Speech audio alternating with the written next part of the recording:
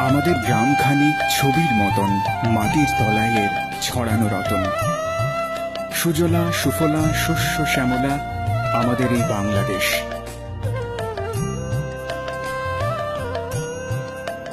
বৈচিত্র্যময় বাংলাদেশের সংস্কৃতি, এই নকশা, এই ফুল, এই পাখি, এসব আমাদের ঐতিহ্য।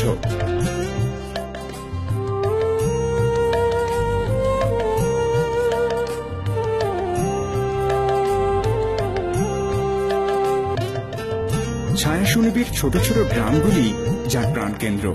মাঠের পর মাঠ, এঁকে বেঁকে চলেছে অসংখ্য নদী, চারিদিকে সবুজ সবুজ গাছপালা।